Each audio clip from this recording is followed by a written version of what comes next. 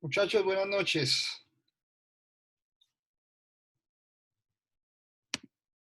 Buenas noches, profe. ¿Cómo estás, Lady?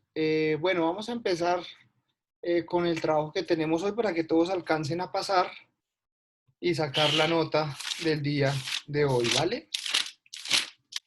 No sé si ya Lady o Carolina que están conectadas quieren comenzar, pues adelante.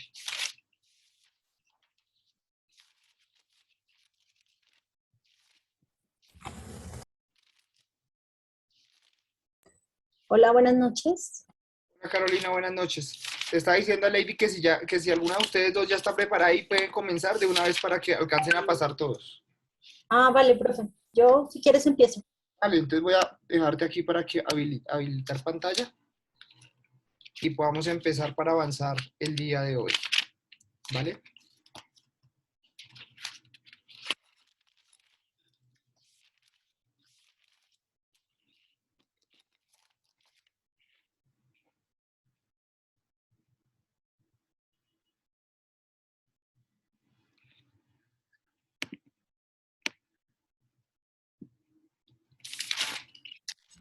Vale. Hola, Lady, ¿cómo estás? Hola, profe, buenas noches. Buenas noches. Bueno, yo tomé el caso de Colombina, la empresa Colombina S.A. Primero, pues voy a contar su historia, cómo empezaron, cómo surgieron y ahí, bueno, se va incorporando el comercio internacional. Esta empresa es hecha por un colombiano, exactamente un señor vallecaucano de nombre Hernando Caicedo. Él a los 28 años, por allá en 1918, recibe 267 hectáreas de tierra. Como él era vallecaucano, para él no era desconocido los cañaduzales y los sembrados de caña, entonces él decide en sus terrenos sembrar la caña de azúcar. Desde 1918 a 1927 se dedica en toda su extensión de terreno sembrar la caña de azúcar. Eso le da muy buen resultado y de ahí nace el ingenio azucarero Río Paila, pues que acá en nuestro país es bastante conocido. Sin embargo, él siempre tuvo digamos que como no sé, como esa inquietud por dentro de querer diversificar ese producto. Él viaja con su esposa, hace un viaje a Europa y ahí se da cuenta que hay otras formas eh, y encuentra los dulces. Acá en Colombia, digamos que lo que estuve investigando y lo que leí, en esa zona lo que, pues me imagino que en gran parte de Colombia los dulces y eso pues eran muy artesanales. En ese lugar pues me imagino que eran las cosas basadas en el azúcar, pero cosas más artesanales, no dulces duros como tal.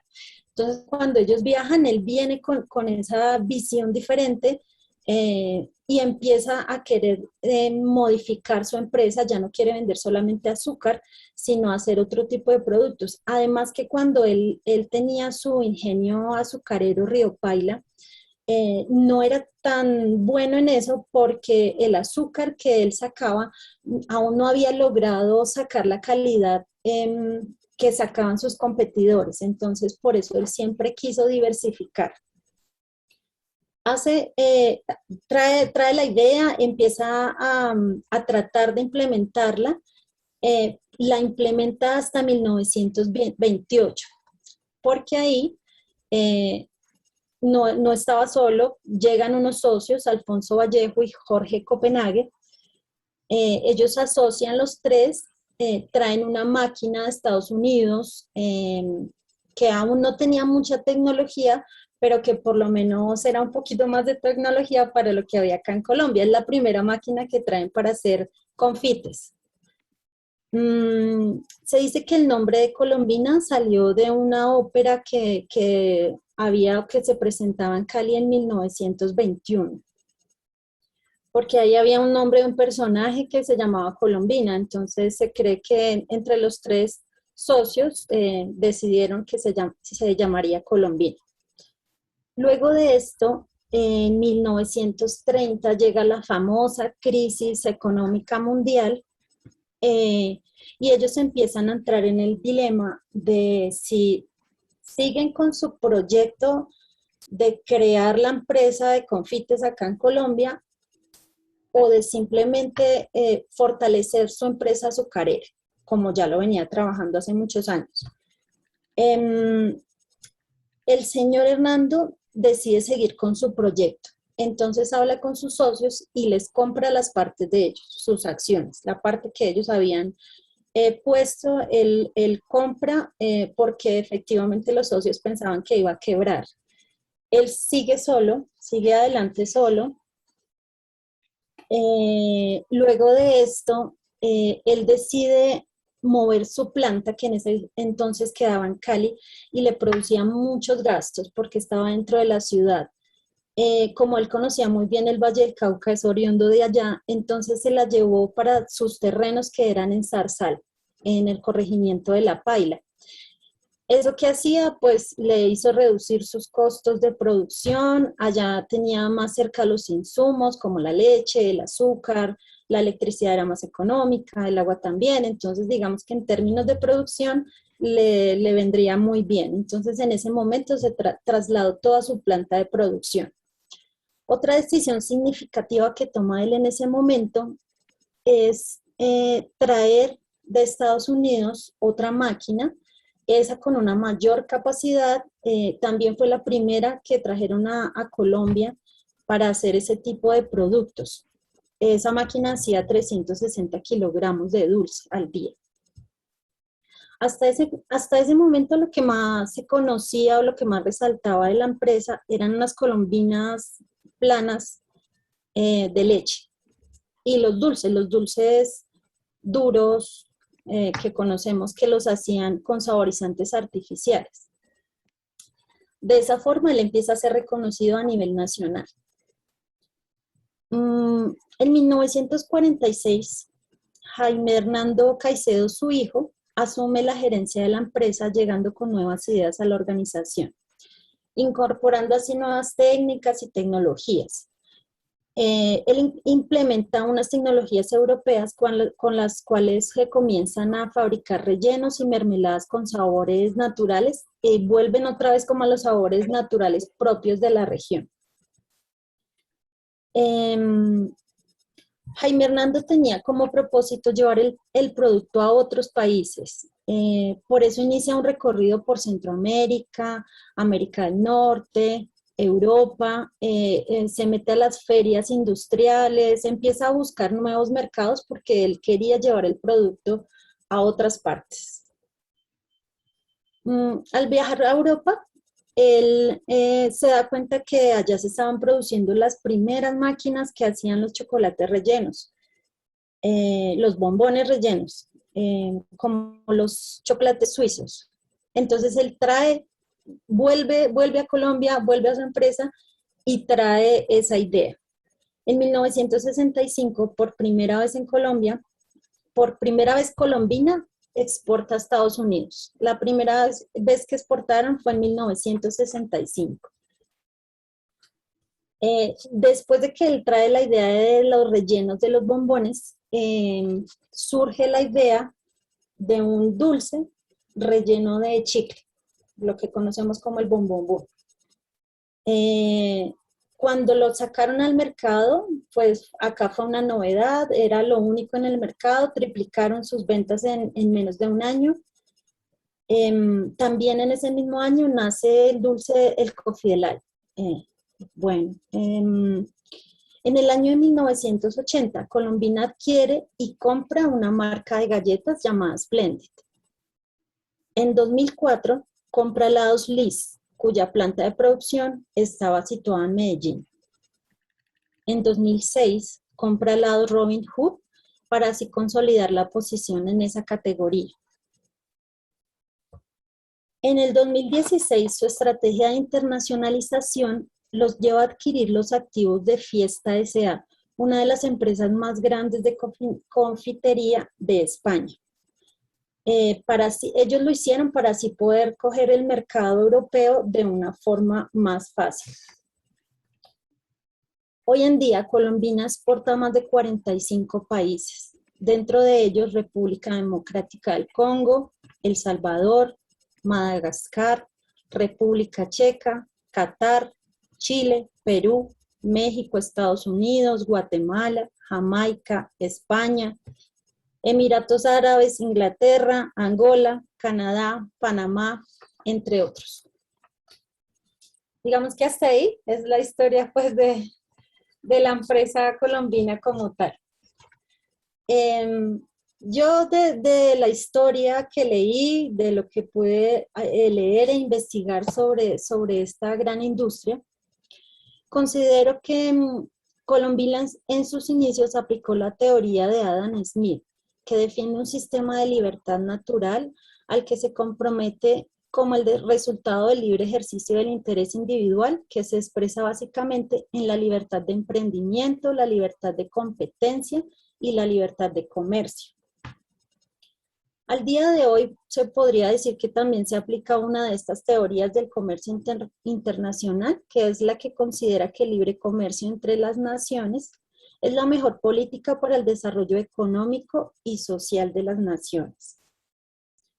Yo también puedo analizar que dentro del modelo colombino la teoría de Paul Krugman se puede aplicar, que sostiene que parte del comercio internacional es explicado por la existencia de la competencia imperfecta.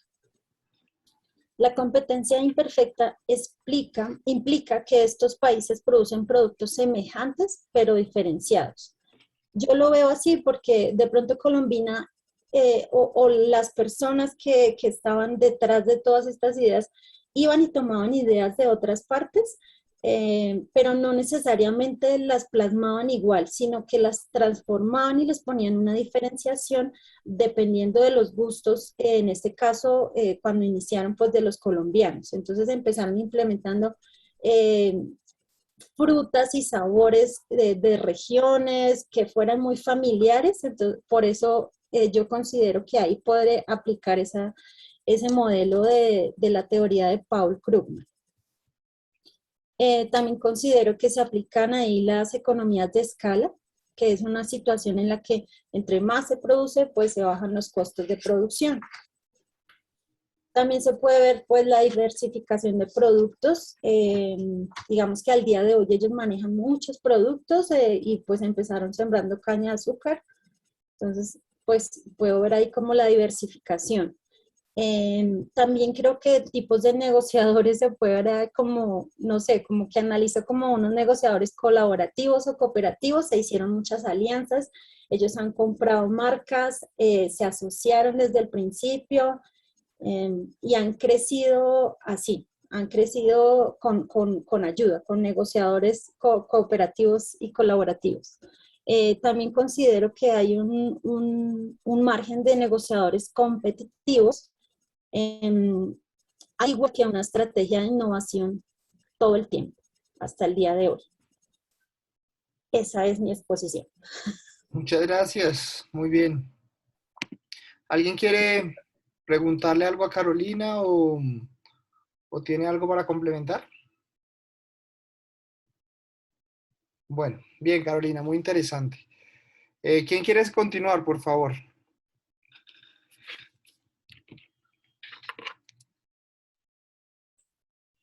Profe, pues yo, pero no tengo presentación, esta vez si no me alcanzó el tiempo, Dale, dale. ¿vale?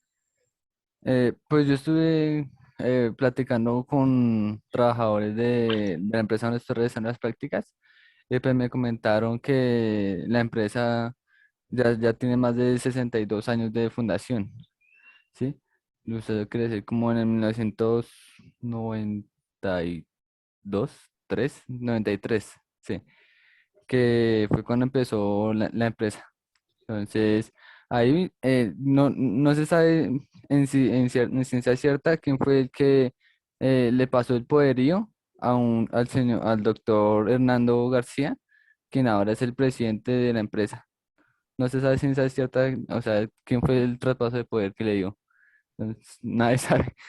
Pues sale eso. En el año 1994 eh, tuvieron la primera exportación a Ecuador con una cantidad de 80.000 kilogramos, creo. Sí, 80.000 K. En donde se vendía lo básico que en esa época era solamente el líquido del poliuretano, del poliéster. En el 1998, ya por tener 4 años como de consolidación, la DIAN les brindó un certificado y también los autorizó para que pudieran importar, eh, como sobrepasar los límites, o sea, ya les abrieron más el rango de la importación. Esta fue la norma ISO 9001. Entonces, no, no. En el 2002 se abrió la primera planta en Tenjo, que es Tenjo Itagüí. O sea, habían dos ya. La primera planta donde yo comenté que ya hicieron la exportación empezó en Tenjo, o sea, acá fuera de Bogotá. Y la otra planta que tuvieron apertura fue en Itagüí. Entonces ya se veían dos plantas ahí. En el 2003 lo certificaron con la ISO 14001 y también habilitaron el primer depósito en el puerto de San Buenaventura. Sí, San Buenaventura, sí. De Buenaventura, sí. En el 2007 se fusionaron las como dos franquicias con la empresa, que son Promicolda, Bioplast. Se añadieron a Spum Latex. Promicolda ofrece sobre todo servicio de maquinaria y Bioplast es la empresa que termina el proceso de lo que realiza Spum Latex. ¿Se me hago entender? Entonces, esas tres empresas trabajan juntas pues, porque se volvieron una sola. Tatán. En el 2018 fueron aprobados como OEAs. Y, ay, empecé mal. En 1992 tuvieron una exportación a Venezuela y fue cuando empezó con la cadena del insonorizante. O sea, a partir de allí ya comenzaron a procesar más los químicos. En el 2018, 2020, no, 2021 no puede ser eso. 2011 tuvieron la primera importación de Estados Unidos y la planta de Tenjo fue trasladada a Cajica, a Cajica, pero se tuvieron que regresar puesto que no, o sea, los costosos de transporte eran más caros. Y lo que comentaba la semana pasada, que ellos manejan diferentes tipos de términos de comercio. Entonces, pues no sé si recuerdas que yo comenté que ellos manejan FOB y SIF, más que todo. El FOB lo manejan es para cuando exportan. Y pues puedo presentar pantalla, profe, que tengo. Sí, dale, ahí ya está habilitado para que presentes pantalla. Ah, ok. Me dijeron dónde buscar. Ah, ¿ya ven? Ya te confirmo. No, todavía No, no. Ya, ahí ya. Sí. ¿Sí? Ah, ok. La empresa me suministró esta página que no es tan, bueno, no es tan confiable porque ellos no les han dado los derechos pecuniarios, algo así. Entonces, pues que las primeras bases de hasta el 2020 que sí están bien. pero es que el 2021, pues por lo de la pandemia, sí bajó bastante. Es el cuadro de importación en valor CIF. 2017 empezaron suave, 2018 y fueron bajando en la importación.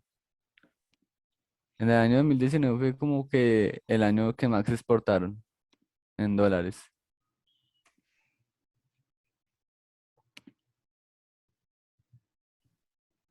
Acá están los productos que más se importan y a qué país, de qué países se trae la mercancía. Ok, sí. Estos son derivaciones del poliuretano, que es la base que se maneja, y los insonorizantes. Los que empiezan con polímer no sé qué, bruto, bueno, esos son los de químicos. Polietres, polioles y eso. El poliol es el nombre químico del poliuretano. Estos son los países de importación. Y ya recientemente se está negociando con Alemania para empezar a exportar. Pero aún no han tenido una consolidación firme, puesto que no, la empresa que está ubicada en Alemania no quiere asumir todos los riesgos de la importación. Entonces ahí hay problemas.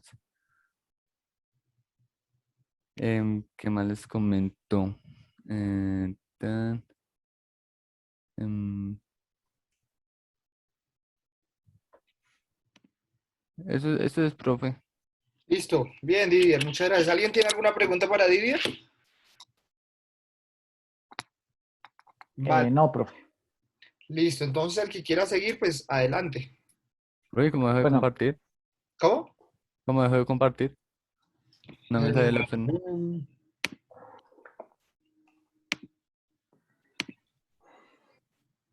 mm,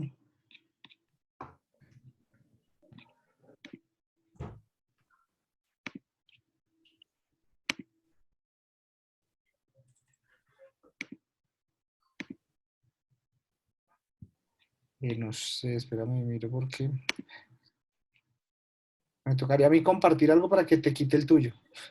Ah, ya lo encontré. Ya lo encontraste, dale. Listo, ya ahí Sí, dejaste. ya. listo, profe, continúo Dale, Edwin, si es, adelante, por si favor. es posible. Entonces, ¿me puedes permitir compartir pantalla, por favor? Eh, sí, ya ahí está habilitado. Listo. ¿Qué se hizo acá esto?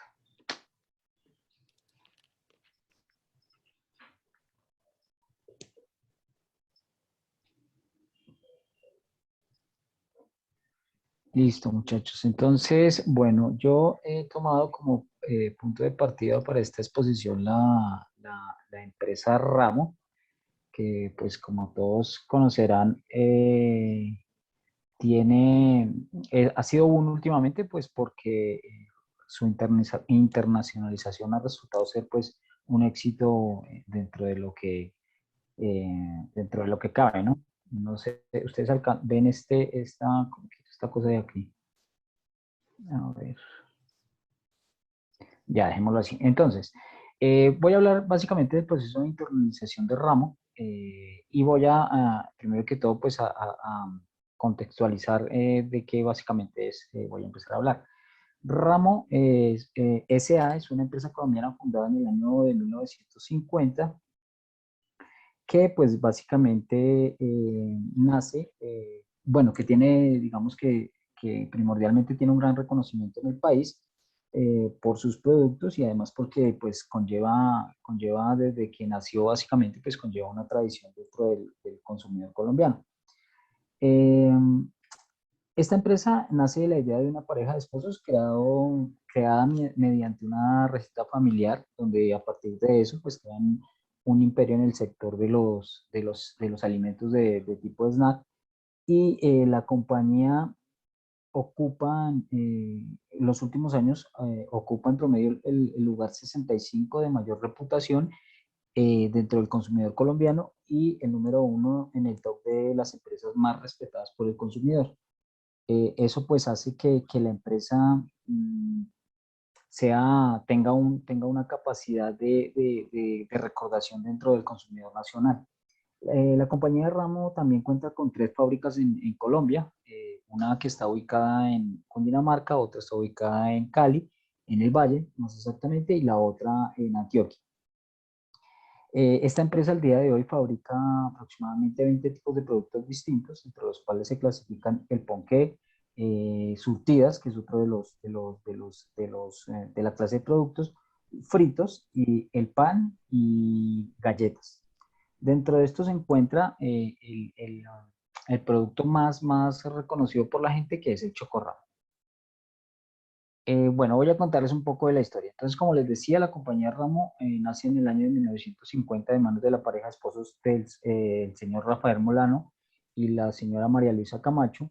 Ellos empiezan con su negocio en la casa de Bogotá. Digamos que por cuestiones de la fortuna se encuentran con la fabricación de un producto que, sin saberlo, pues ellos al pasar del tiempo lo van a ir masificando, pues para venderlo a escala, por decirlo de alguna manera.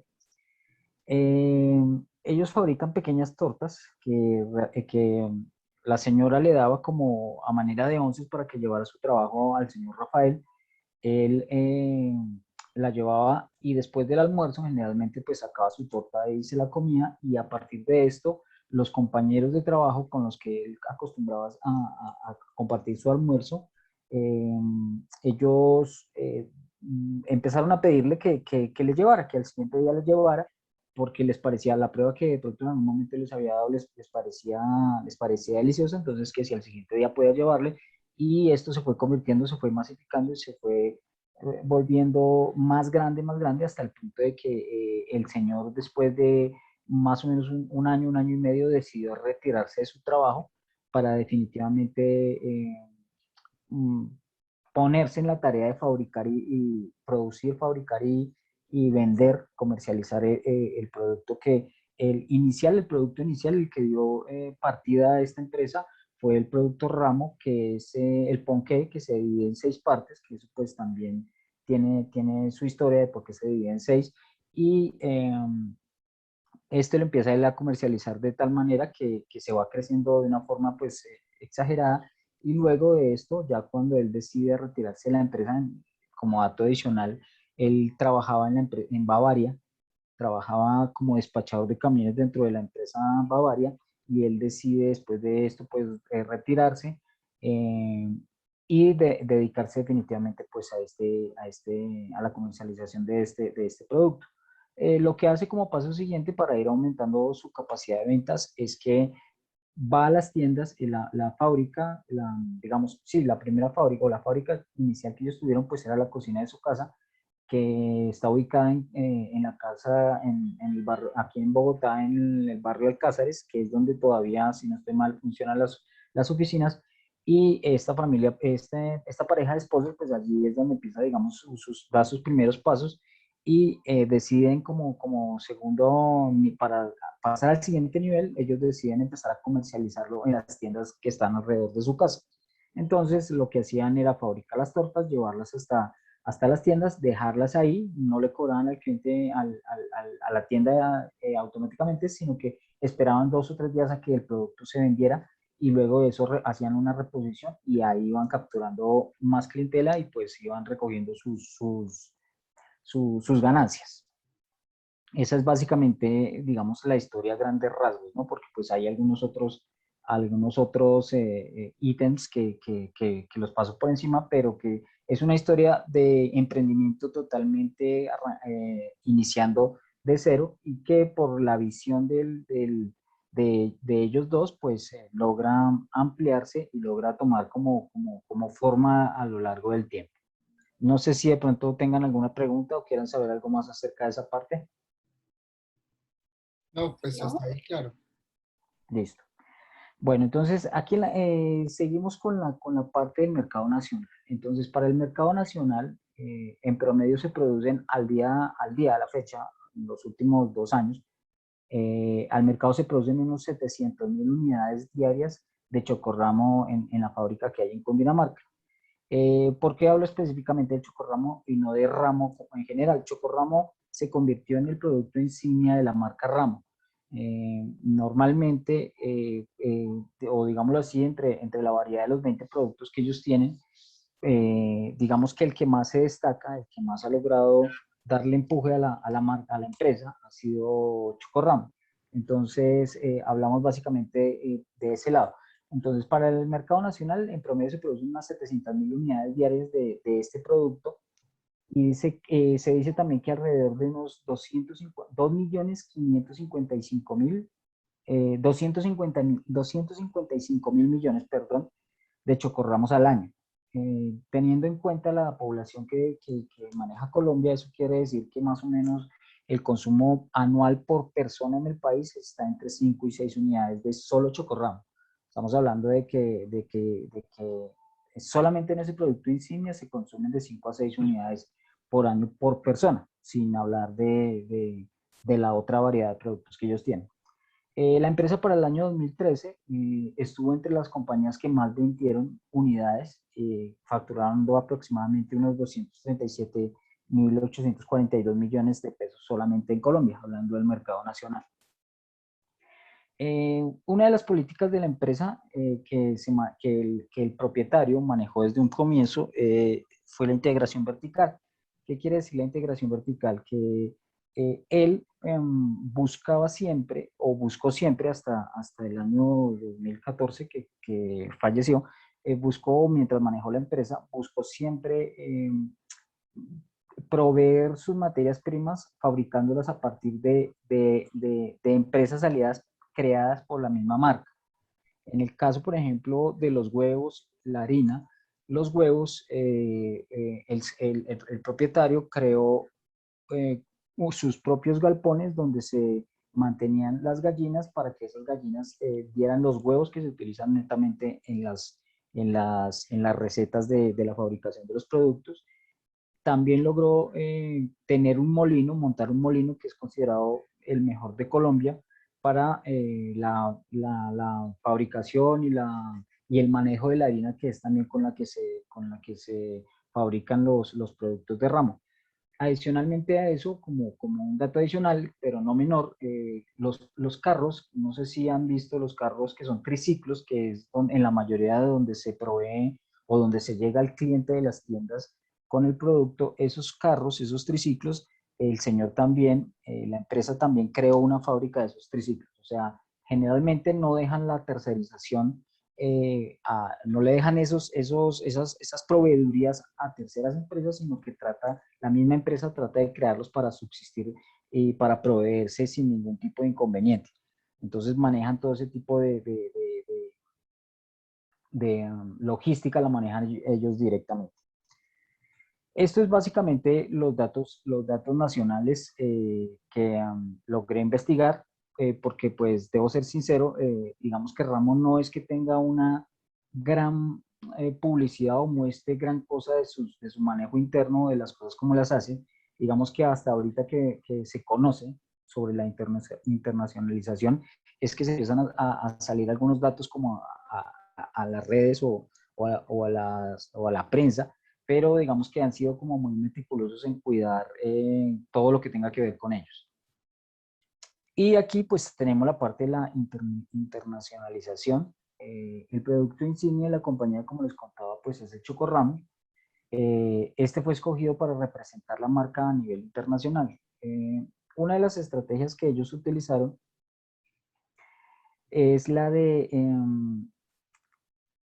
llegar a mercados o abrir mercados donde hubiera gran cantidad de colombianos o gran población latina.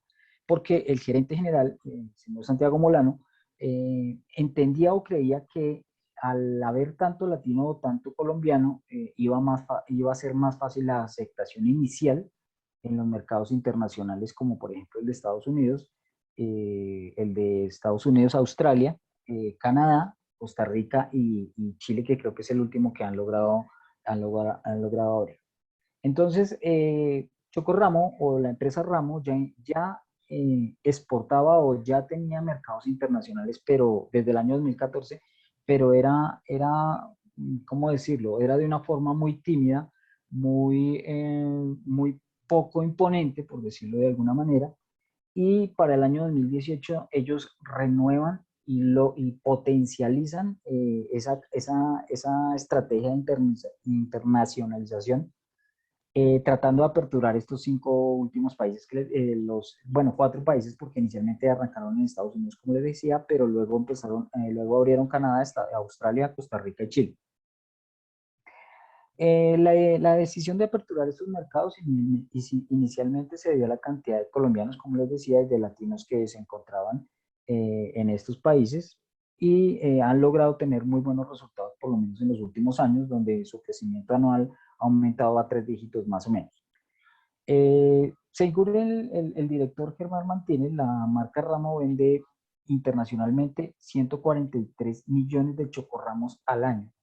Eso que yo les daba el dato de que en Colombia vendían aproximadamente 255 millones, internacionalmente al día de hoy.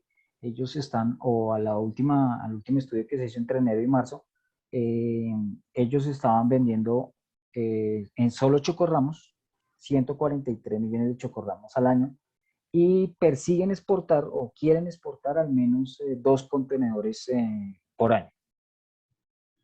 En Australia, que es, digamos que otro lugar donde lo ven muy potente, la exportación promedio es de 5 toneladas al año. Allí, la estrategia que ellos utilizaron fue contar con aliados estratégicos que les ayudaran a lograr poner en las zonas, digamos, más de habla hispana, el producto, pues para que lograra tener el impacto que ellos esperaban, y ya han logrado ir atrapando clientes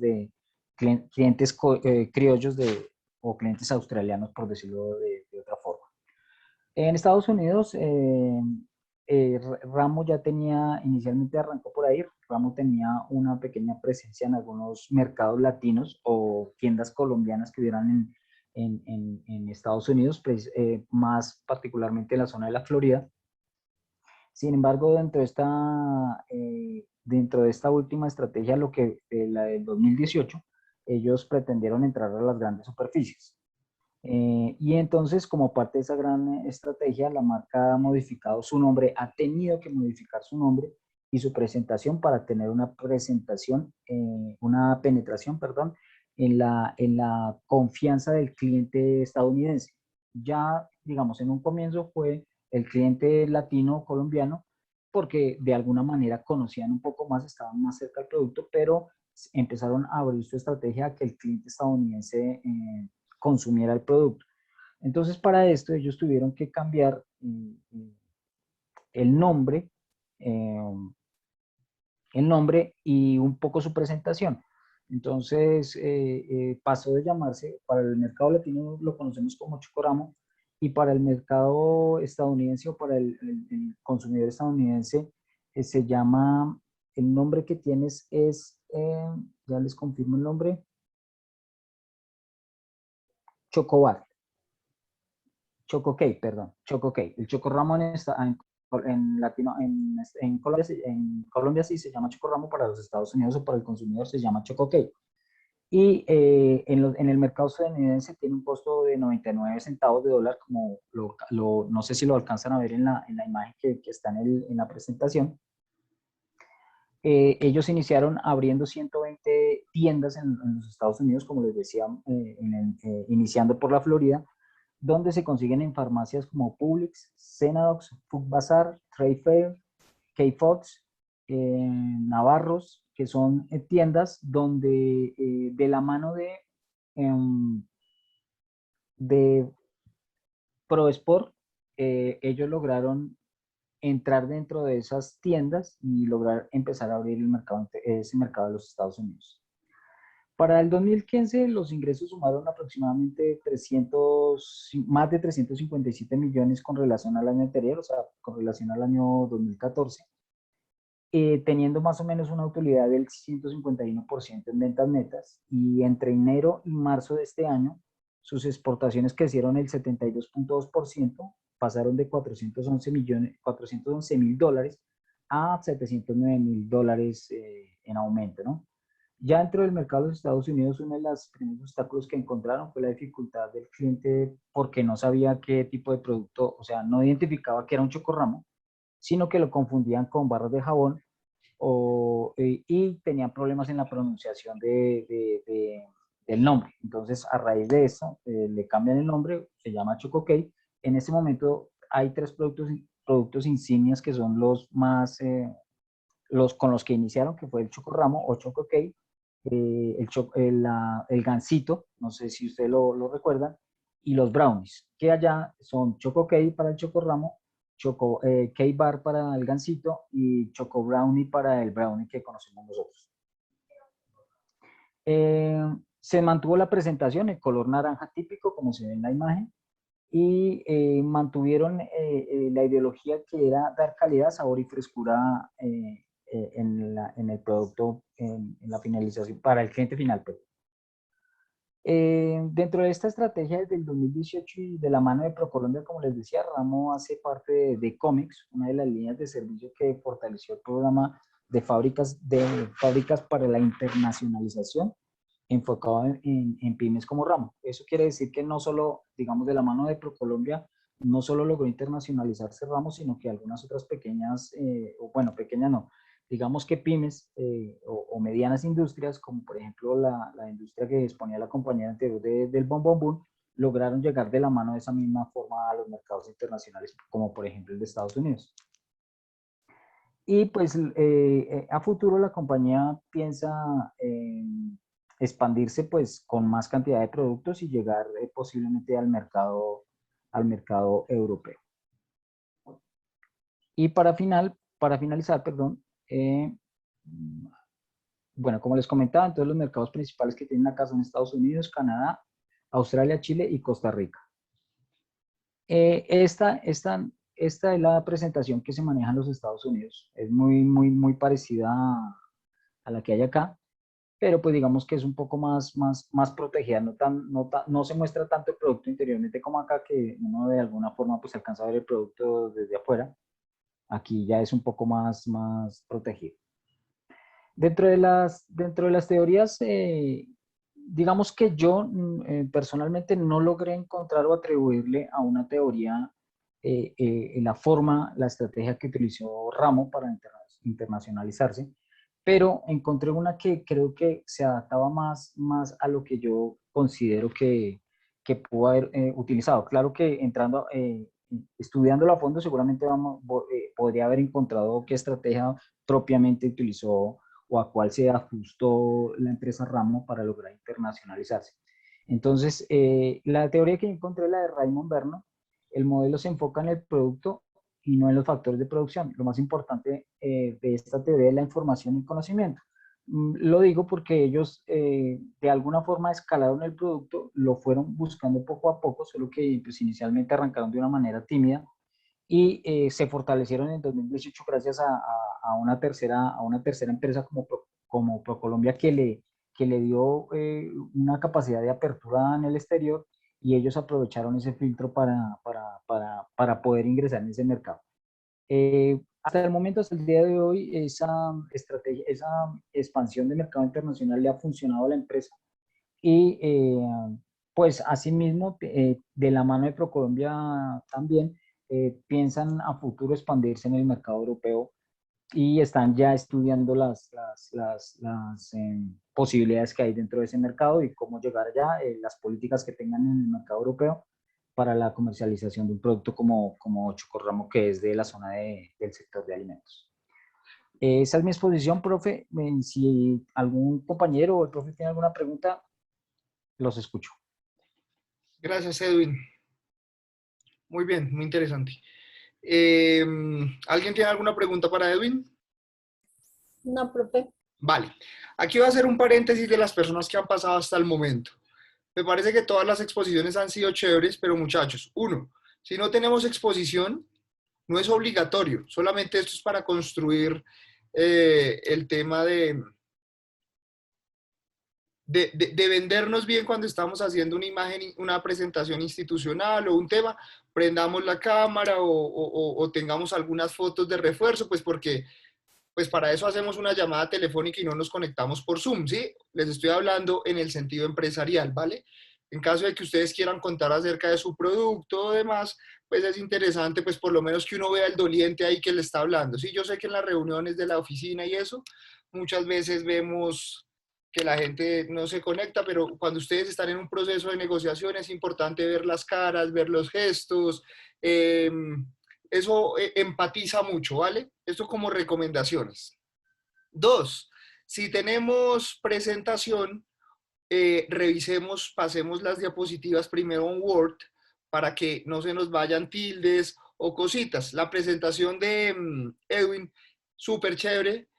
Sin embargo, cuando uno lo lee, yo por ejemplo soy muy crítico, pero esta clase no es de redacción, en todo el tema de redacción, puntualmente no es que tenga mala ortografía, sino que no sé, eso me pasa a mí también. Escribiendo Chocorramo, voy a poner un ejemplo hipotético, se me fueron 2 veces M, pero es un tema de tecleo, ¿verdad? O mi computador está configurado en inglés, entonces no me reconoce ni ninguna tilde ni ninguna coma.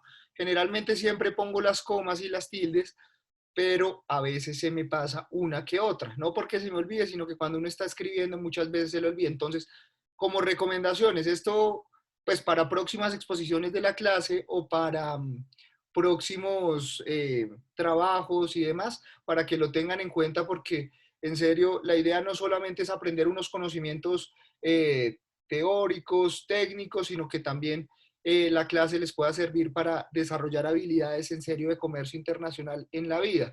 ¿Vale? Hasta ahora pues todas muy interesantes, pero son como tips para que los tengan ahí para la vida, muchachos. ¿Vale? ¿Quién quiere seguir, por favor? Yo, profe. Lady, adelante, por favor. La empresa que yo escogí es Huawei. En la historia de Huawei empieza, es una de las empresas que más ha innovado en el sector de las telecomunicaciones y de los celulares Ren. En ese caso, el fundador de Huawei fue Ren Zhengfei. Quería modernizar las telecomunicaciones de su país, ya que eran pocos modernizadas. Ren era director de la Armada para la Liberación. Tuvo que comprar equipos de otras marcas para realizar ingeniería inversa, para estudiar los productos y así poder fabricar sus propios equipos, ya que para él el país que no es capaz de generar sus propias infraestructuras no no está actualizado. Las infraestructuras que él creaba era principalmente para empresas y gobiernos. La evolución a lo largo del tiempo de Huawei, la compañía fue fundada por el ingeniero con $3.000 y 3 empleados.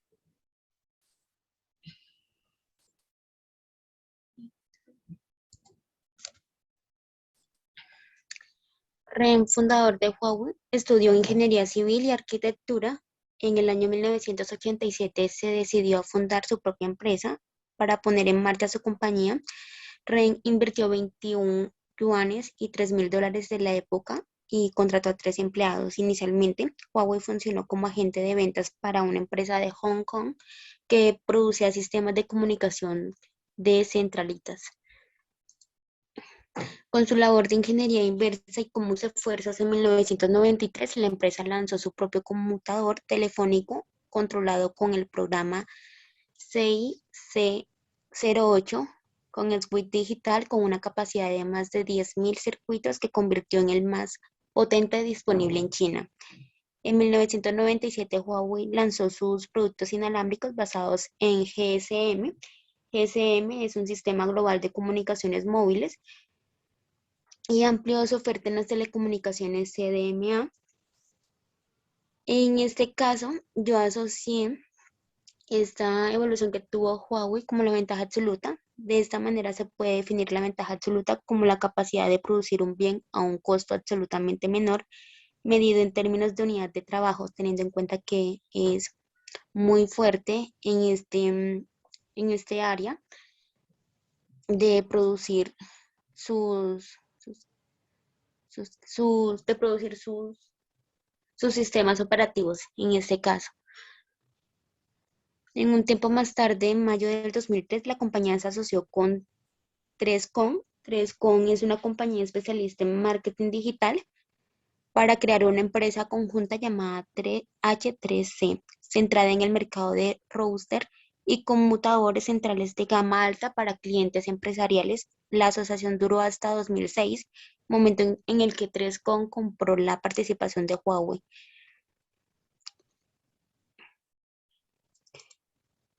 Para el 2005, el volumen de negocios de Huawei en el extranjero excedió al de China por primera vez en su historia. Este mismo año firmó un acuerdo con Vodafone, convirtiéndose en el primer fabricante de equipos de telecomunicaciones chino en recibir el título de proveedor aprobado de Vodafone. Además, también firmó un contrato con Virgin Telecom para el despliegue de su red de acceso multiservicio y equipo de transmisión para el Red 21. Vodafone es conocida como Racal Telecom, es un operador de telefonía móvil y fija en ese tiempo. La teoría, en este caso, en el 2007 Huawei y Symantec se asociaron en la empresa conjunta de Huawei, Symantec, que ofrecía soluciones integradas para el almacenamiento y la seguridad de datos de red. El siguiente gran hito de produjo en móviles World Congress del 2009, momento en el que el mundo conoció a Huawei, el primer smartphone Android de la marca. En el año 2015 dejó de fabricar terminales Adsen. En su lugar nació la serie P para su búsqueda insignia, el primer equipo que fue el Huawei P8, y la línea continúa hasta el día de hoy con la serie Huawei P40. En esta evolución yo la asocié como la teoría de la ventaja comparativa. Reconocí que la fuerza del mercado asignará los recursos de una nación a aquellos sectores donde sea relativamente productivos. En este caso, la compañía es muy productiva en la mano de obra y se obtiene ganancias del comercio exterior por el ingenio para producir, para tener mayor productividad en los países en los que comercia. En el último capítulo de la historia de Huawei está marcado por la guerra comercial entre China y Estados Unidos, que ha obligado a la compañía a reinventarse para cambiar la situación de la mejor manera posible. En mayo del 2019, Donald Trump firmó una orden ejecutiva en el que permitía incluir en una línea negra a la empresa que suponga una amenaza contra Estados Unidos. El presidente incluyó en esta lista a Huawei, alegando que la compañía asiática había utilizado sus dispositivos para facilitar al gobierno chino información clasificada y sensible. No obstante, no tiene ninguna prueba en la cual se apoye esta acusación.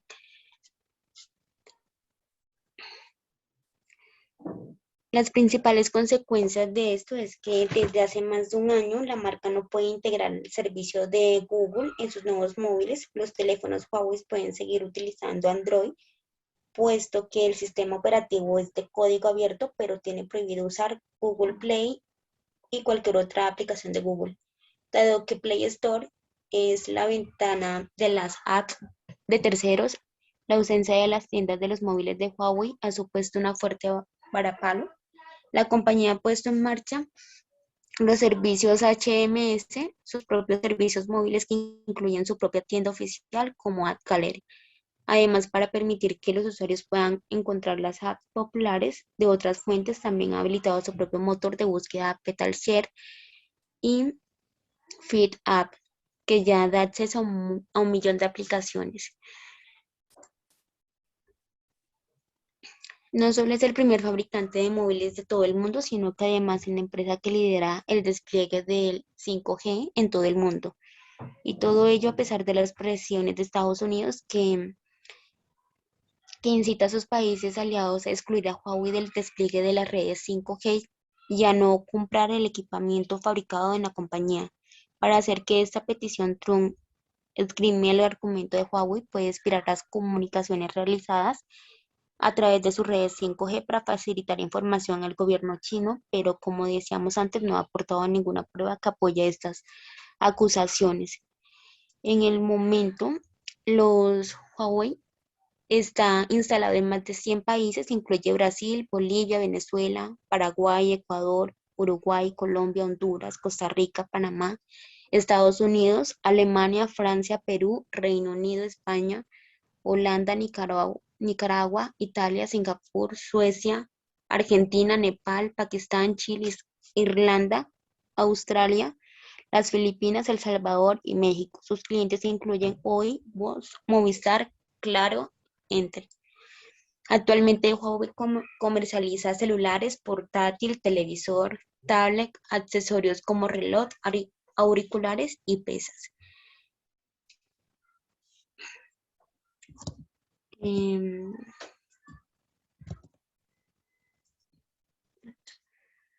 Esta es como tal mi presentación, profe. Muy bien, gracias, Lady. ¿Alguien tiene alguna pregunta para Lady?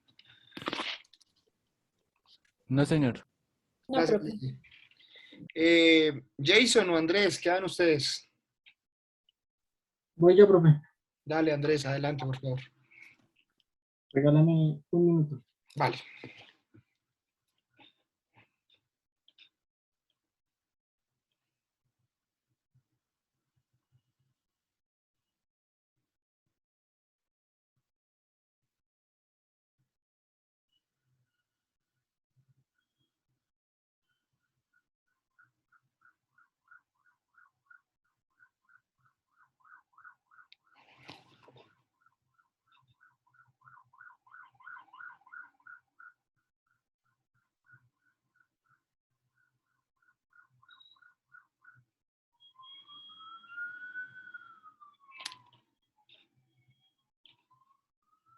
Profe, ¿ya ves la pantalla?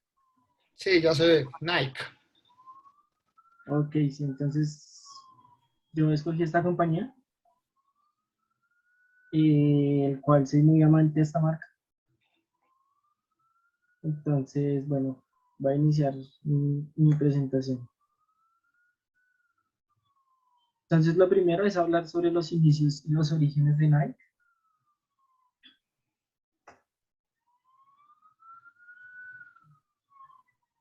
Aquí es importante en los inicios. Los inicios de Nike se remontan a la década de los 50, cuando el entrenador de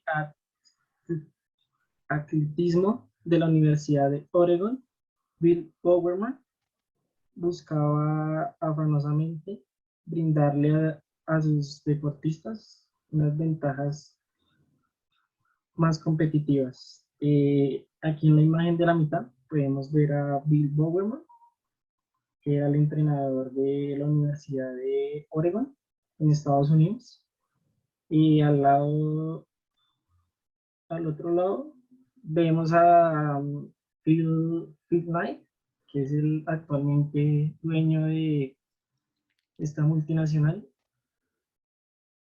Y en la primera imagen vemos a un deportista que ellos entrenaban y preparaban. Entonces, el origen de esta multinacional es que Nike es una empresa estadounidense dedicada al desarrollo, diseño, a la fabricación, a la comercialización de equipamiento deportivo. Ellos solamente se caracterizan en crear, diseñar este, estas prendas.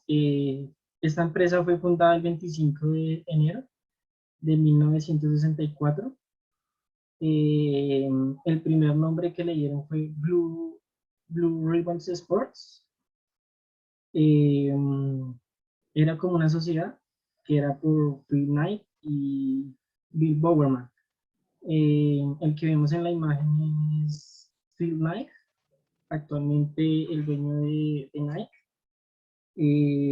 Era un estudiante de la escuela de negocios del estado de Oregon en Estados Unidos. Actualmente tiene 83 años.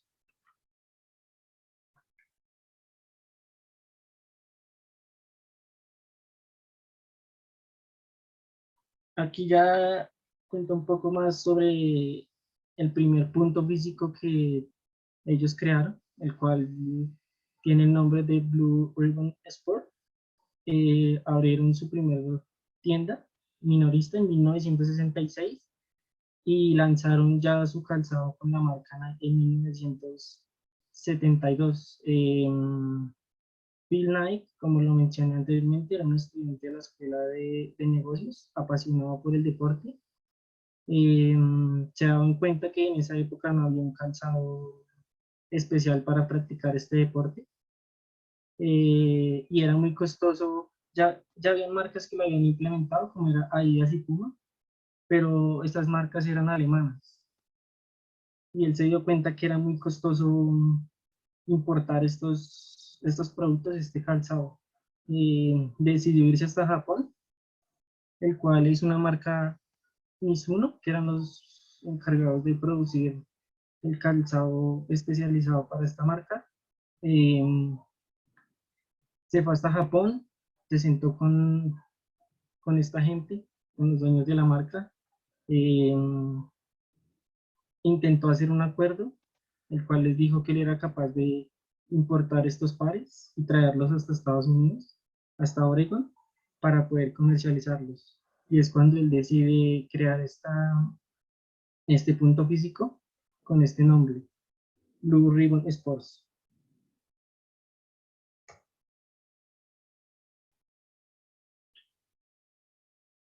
Pero pasado el tiempo, Phil Knight tuvo bastantes problemas con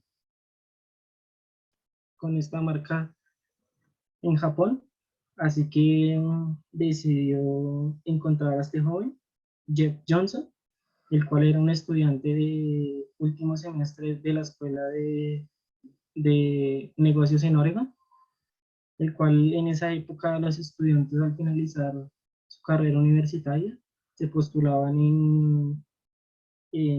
como en una parte para realizar sus prácticas, el cual Phil Knight vio a este joven, eh, era el más aplicado en la escuela, el cual pues le generó esa curiosidad, eh, y lo contactó y fue el primer trabajador para ellos. Entonces, Phil Johnson, Jeff Johnson, fue el primero que le sugirió a Phil que le cambiaran el nombre, por un nombre mejor, un nombre más corto. Él primeramente le sugirió este nombre, Nike, y pues al dueño, a Phil Knight, pues sí le pareció la idea y se quedó con el nombre Nike. Ya después pasaron a hacer la creación de su propio logo. Eh, este nombre que le sugirió el estudiante fue en 1968, cuando Phil Knight funda ya la marca Nike como tal. Este nombre es basado en una diosa griega de la victoria llamada Nike, de aquí viene el nombre de la marca. Eh, el dueño, Phil Knight, siempre se basó en crear esta empresa con los socios y los compañeros que fueron estudiantes. Entonces, curiosamente, este logotipo fue creado y desarrollado por un estudiante, en el cual su nombre era Carrick Davidson, y le cobró a Phil Knight $40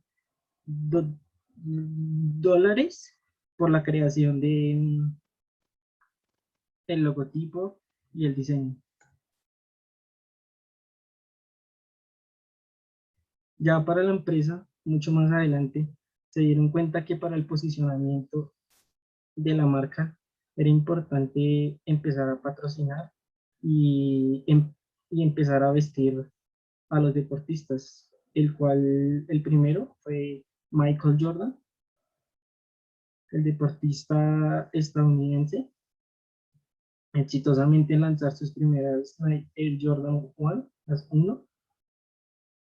Finalmente pasaron a vestir a Roger Federer eh, y a CR7.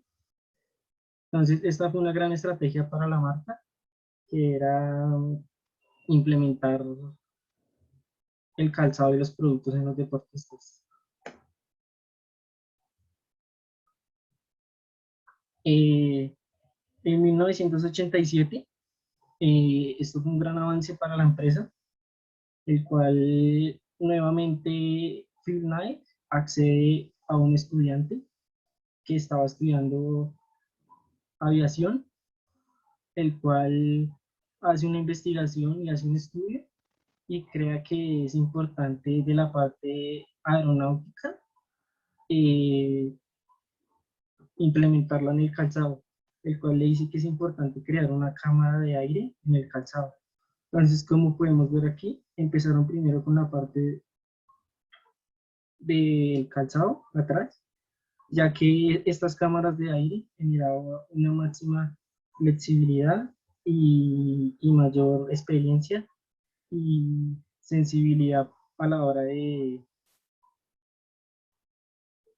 de generar una actividad física o algún ejercicio.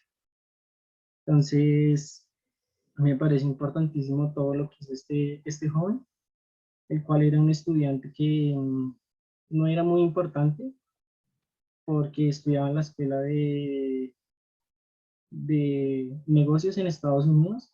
No era el más aplicado, siempre generaban proyectos que los estudiantes debían generar, nunca se le ocurría nada hasta que solamente era apasionado por el deporte, pero a partir del deporte generó esta gran empresa, esta gran multinacional, como lo es actualmente Nike. Actualmente Nike tiene más de 400 lugares en todo el mundo. La mayoría de las oficinas están en Vietnam, Pakistán, en el cual su mano de obra es mucho más económica para la generación de estos productos. En base a esto, Nike se ha visto implicado en varias circunstancias negativas por la explotación laboral en estos países donde la mano de obra es tan económica y las condiciones laborales pues no son las mejores. Eh, Actualmente Colombia cuenta con 19 lugares físicos, principalmente ocupando los mercados en Colombia como los Bogotá y Barranquilla. Eh, Hace un año se puso en marcha su Nike Store en Bogotá, un local con 500 metros cuadrados, uno de los más grandes en Latinoamérica. Y ya, bro.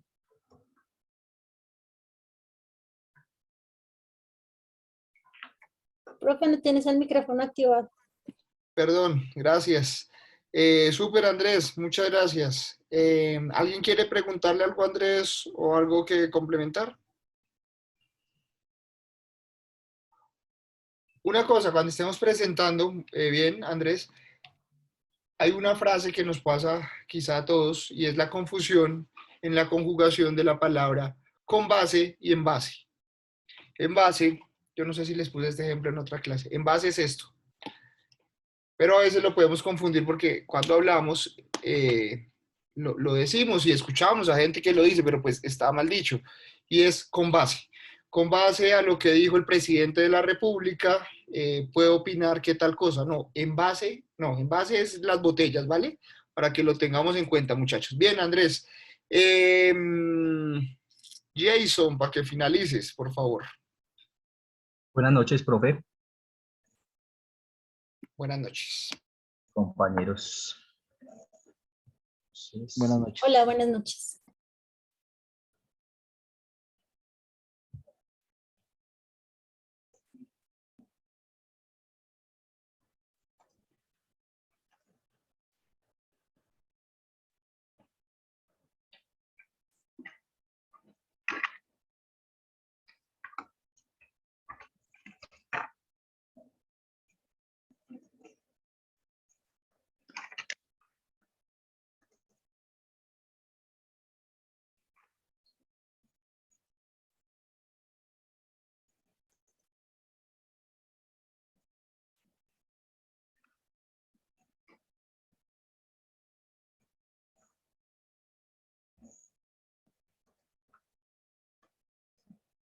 Ya se puede visualizar, profe.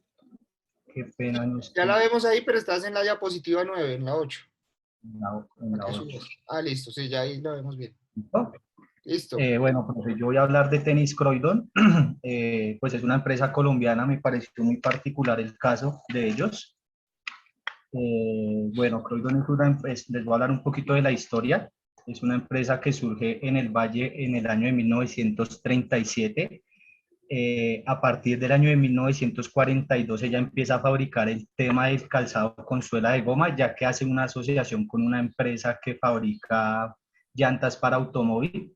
Entonces, pues digamos que se asociaron para el tema de incrementar el tema de las ventas. Es una empresa que ha sobrevivido a crisis anteriores. Es una industria colombiana que ofrece variedad de calzado, diferentes líneas como la deportiva, industrial y el calzado escolar. Bueno, por aquí hablamos un poquito acerca del tema del objeto social, que es, bueno, fabricación, compraventa, importación, exportación, distribución y comercialización de calzado. Bueno, aquí hay una pequeña reseña de lo que les contaba anteriormente. Inicialmente ellos fabricaban calzado, se asociaron con otra empresa, empezaron a fabricar calzado pues con el tema de caucho y el tema del vulcanizado. Entonces, bueno, la visión de ellos, nos proyectamos como una empresa de vanguardia del área del calzado con lo mejor de la moda y materiales para dar comodidad al cliente. La misión es, Croydon se enfoca siempre en dominar el mercado nacional, explotando nuestras ventajas como proveedor de las mejores marcas de botas, zapatos, tenis del mercado mundial, ofreciendo un excelente servicio, enfocándonos en la satisfacción del cliente. Bueno, aquí está un poquito el tema del organigrama que es un poco extenso. Bueno, con 79 años de historia, la planta produce 6.000 pares de tenis de caucho vulcanizado, 7.000 pares de botas de PVC inyectadas y 1.000 pares de zapatos cementados por día. Nos especializamos en productos especializados elaborados en caucho, con capelladas de lona y combinación de materiales como sintético y cuero. Y bueno, digamos que aquí es donde yo quería hacer ya la intervención del tema. Me pareció interesante Croydon porque, de acuerdo a lo que estuve investigando, fue una empresa bastante grande del mercado nacional, que incluso llegó pues a tener asociaciones con una de las 4 compañías mundialmente más grandes. Pero entonces ellos tuvieron un problema bastante grande con el tema de la apertura económica que hizo Gaviria en el 92. Pues digamos que con el tema de importación de producto de calzado pues de China, Estados Unidos, Alemania, como pues la marca que nombraba anteriormente el compañero, pues digamos que afectó bastante a esta empresa, que llegó a caer casi que en una crisis, de la cual tuvo que liquidarse.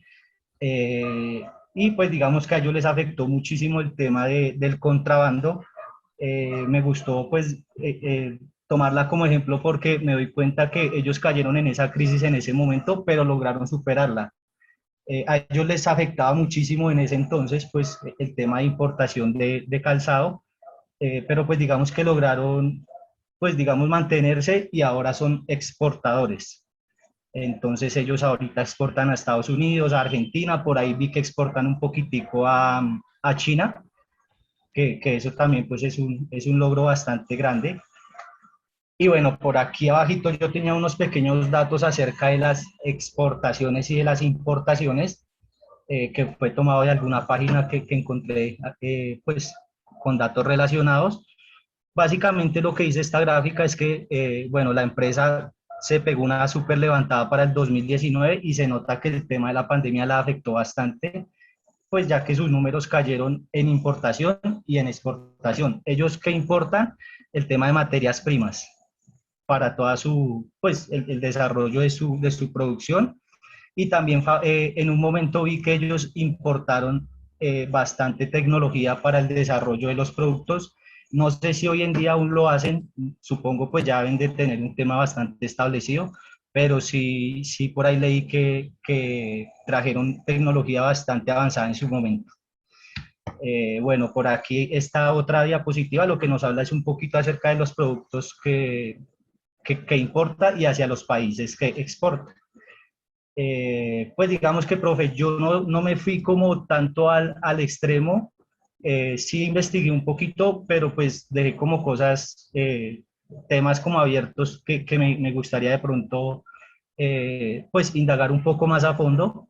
La tomé de ejemplo, como le decía, me pareció interesante el tema de que con la apertura económica, con todo el tema de abrir la economía colombiana, se afectaron y casi que se vieron sacados del mercado y lograron reversar como esa situación y ahorita pues son un ejemplo pues porque llegar a casi a destruirse y después llegar a exportar es un tema bastante sobresaliente. Entonces pues digamos que hasta aquí va mi pequeña presentación.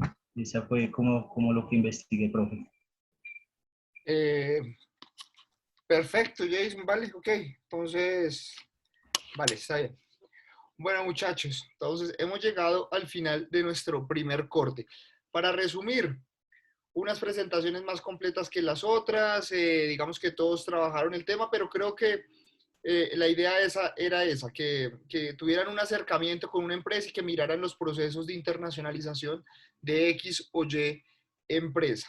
Entonces, pues nada, me pareció interesante para complementar el tema. Edwin, creo que fue el que habló de Chocorramo, solamente por contextualizarlos. Ahorita en Estados Unidos, como hay tantos latinos, hay un boom del Chocorramo y no solamente la empresa se está internacionalizando con Chocorramo, con sus productos, sino que además hace poco salió en la revista Portafolio, en el periódico Portafolio de aquí de Colombia, una persona que empezó a internacionalizar el chocorramo. ¿Y cómo lo empezó a internacionalizar? Además de todo lo que nos contó Edwin, del proceso corporativo de internacionalización, de comercio internacional de chocorramo, hubo una persona joven, más o menos 30, 32 años, que empezó a llevar chocorramos a Estados Unidos. Inicialmente empezó a llevarlos en su maleta y a vender en las tiendas, pero vio que esto era una revolución, le empezaron a pedir más y ahorita está llevando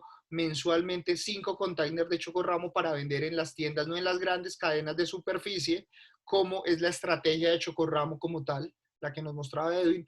Ellos están en los 7-Eleven, creo que los he visto, también están en algunos Oxxo, eh, y en cadenas grandes está Chocorramo, digamos que en cadenas de grandes superficies.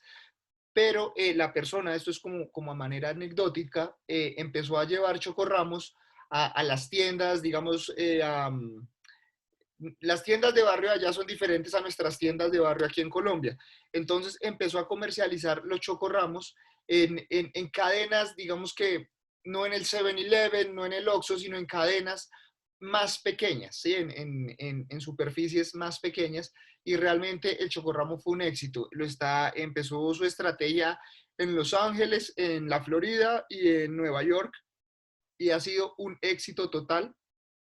Está buscando expandirse hacia Boston y hacia Washington, pero ha sido un éxito. Esto solamente por poner un ejemplo de internacionalización, que no solamente grandes empresas como las que ustedes han podido exponer el día de hoy aquí, sean porque les guste o sean empresas eh, porque ustedes trabajan en ella, sino que a través de buenas ideas, a través de... El chocorramo ya estaba inventado, el señor que hizo fue empezar a llevárselos, empezar a comercializar algo que ya está inventado a través de ver una necesidad de un cliente. Pues ahorita está pues facturando un montón, si se lo quieren llamar, por monetizar, pues le está yendo muy bien, pero además dentro del proceso de comercio internacional vio un nicho de mercado muy, muy interesante para poder llevar los chocorramos a ciertos puntos donde hay latinos, y en el mercado latino en Estados Unidos es muy grande. Entonces, para que miren opciones, o sea, para que empecemos a mirar que si bien es cierto, todas las empresas han tenido un proceso, llevan un montón de años de historia, Croydon, quebró, volvió a salir, en fin, vemos empresas con muchas facetas y que se han levantado de las cenizas, que han hecho un proceso progresivo para ir trabajando en los temas de comercio internacional, pero también miren ejemplos como este que les estoy contando para sus vidas. Son cosas que ya están formadas, son cosas que a ustedes les toca es empezar a identificar la persona, el cliente y la necesidad, hacer un estudio de mercado consciente de esos procesos y posteriormente empezar a testear si eso realmente va a funcionar. Y esto de Chocorramo les digo que es un auge no solamente para la empresa como tal, como nos contaba Edwin, sino para esta persona independiente que empezó a llevar Chocorramos, es un éxito. 5 containers al mes para Estados Unidos. Entonces, pues nada, es un éxito, muchachos. Creo que todas las presentaciones han tenido cosas positivas.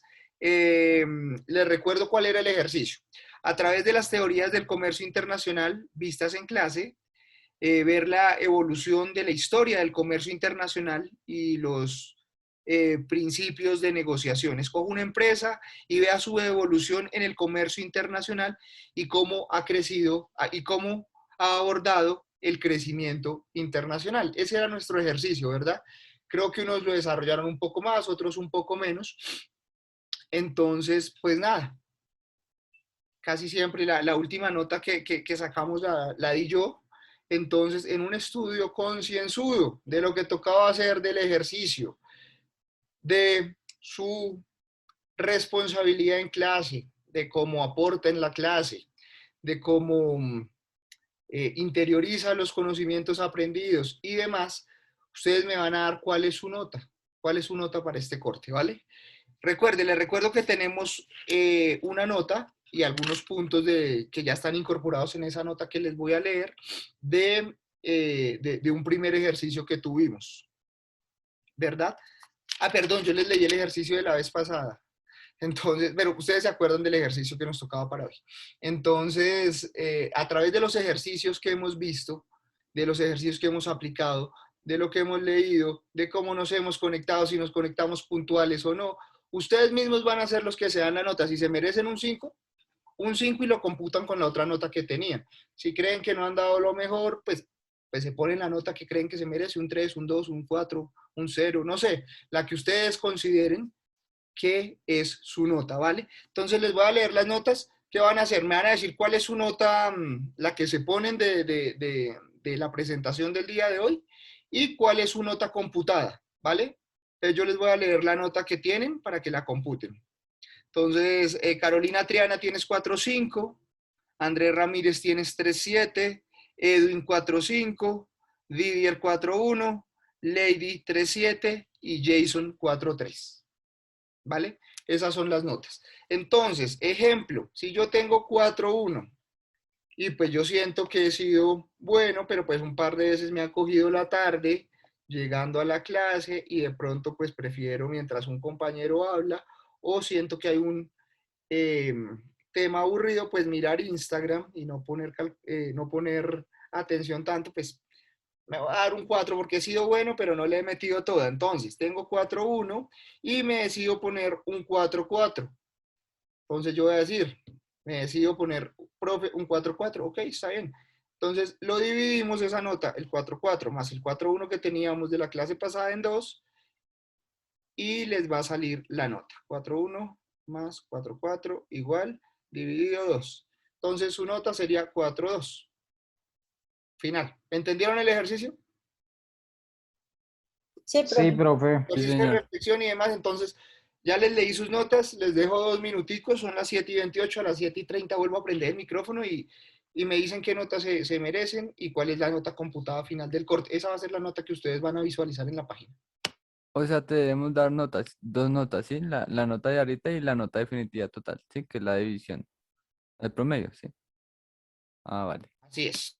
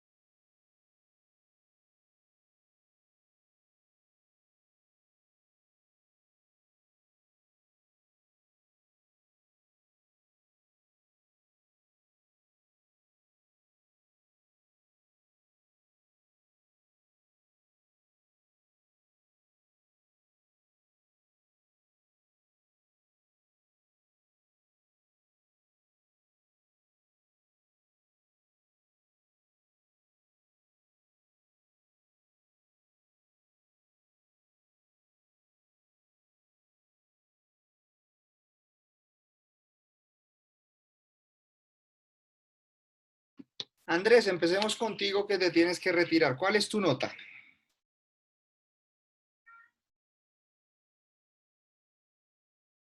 4, profe. ¿4 en la clase de hoy o 4 en la definitiva? En la clase de hoy.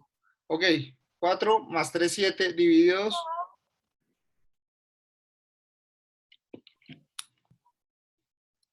Entonces, mira, para que los demás lo hagan.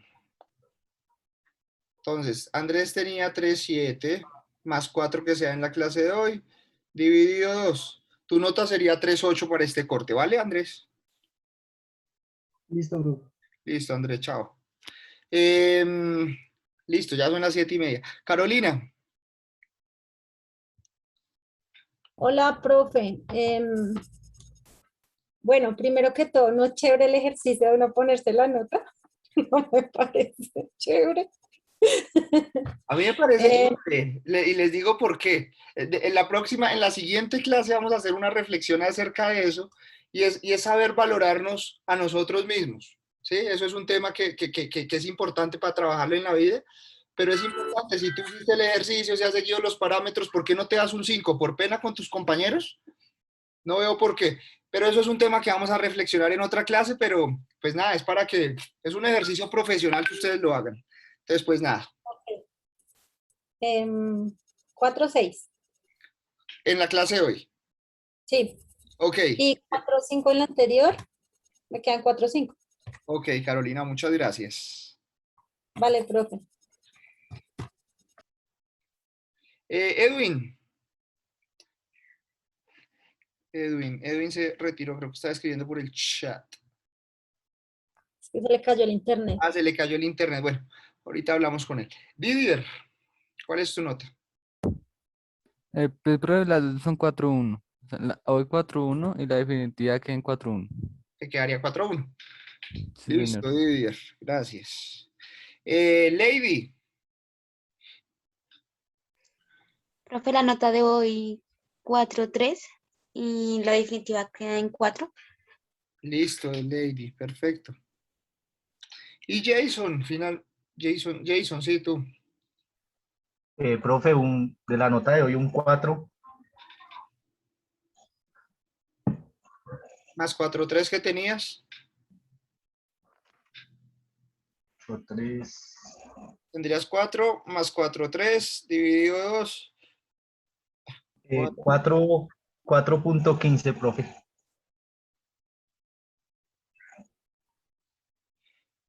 4-1 te quedaría la nota definitiva, ¿vale? Listo, profe. Listo, muchachos. ¿Quién me falta? Edwin, ¿te pudiste conectar? ¿Te sirve el internet? Ya volvió, porque es que Vale. Tenías como 4 que 5. ¿Cuál es la nota que te das hoy? por el trabajo de 4-5, profe. Ustedes, tenías 4-5 y te das 4-5, te quedan 4-5 la definitiva. Sí, correcto. Listo, muchachos. ¿Hasta aquí alguna pregunta, alguna duda, sugerencia o demás? No, profe. Listo, muchachos. Esas son sus notas. O sea, ya se las dieron. Yo se las cargo en el transcurso de esta semana y ya, pues para que sepan y quedemos claros con cuáles son las notas, ¿vale? Ok. Ok, En profe. 8 días, muchachos. ¿Qué va a pasar en 8 días? En 8 días se va a realizar en la universidad la Feria de Internacionalización.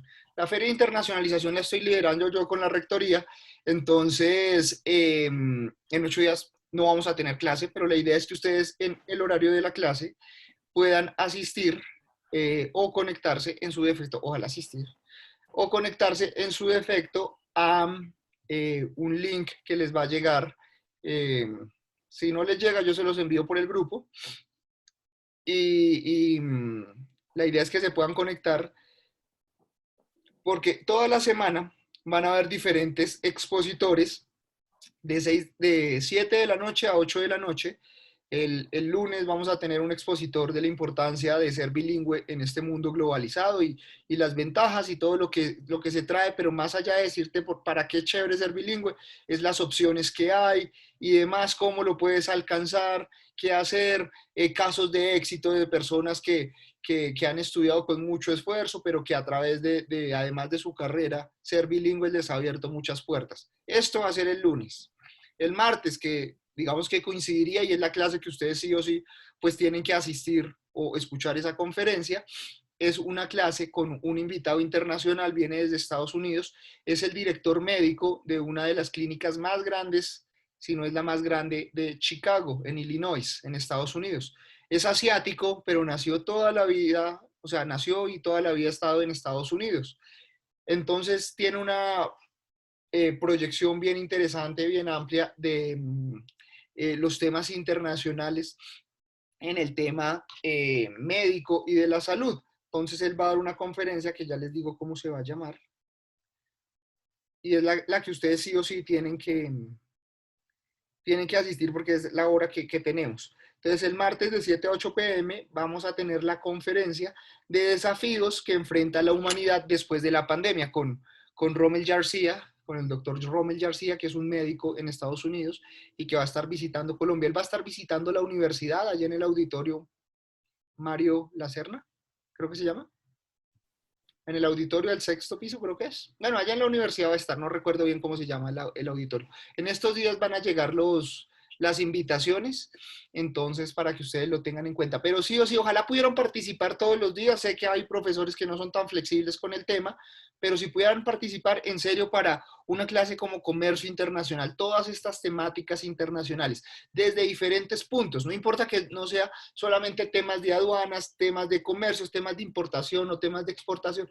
Todos estos temas internacionales con seguridad podrán abrir su mente y además pues hacer contactos, qué sé yo, si ustedes tienen preguntas con alguna de estas personas, todas, la mayoría son colombianos los 4 días, pero con temas internacionales todos muy avanzados y que pueden dar muy buenas ideas para la vida, pero puntualmente la que les toca a ustedes el martes es con el conferencista invitado que viene desde Estados Unidos, desde Chicago, y va a hablar sobre el tema de los desafíos que enfrenta la humanidad después de la pandemia. Muy, muy interesante. Entonces, esta sí o sí tienen que asistir. Y eh, empezamos en 15 días haciendo una reflexión sobre eso, ¿vale? Vale, Ok, profe. Listo, profe. profe. ¿Alguien le puede escribir eso a Andrés, que él se desconectó porque no alcanzamos a darle la información? No desea que se vaya a conectar acá y no va a haber nadie en 8 días a esta hora acá. ¿Vale, muchachos? ok. Vale, profe. Gracias, Profe, muchachos. una pregunta. Sí. Si podemos asistir, ¿debemos inscribirnos en alguna parte o avisar en alguna parte o simplemente vamos a la universidad? Simplemente van. Cualquier cosa ya nos vemos. Hasta chévere conocernos personalmente. Listo, profe, bien. Vale, Gracias. Carolina. Jason, tienes la mano levantada. Sí, profe, lo que pasa es que tuve un problema con el celular y no he podido recuperar la cuenta de WhatsApp. Entonces era para saber si es posible que me agreguen al número que estoy manejando en el trabajo. Sí, claro. Si quieres, deja el celular en el chat. Listo, ¿Quién profe. quién está trabajando quién tiene el grupo? Yo, profe. Didier, y usted tenía un punto adicional y no me dijo, ¿no? Se lo comió. ¿No eran dos, profe?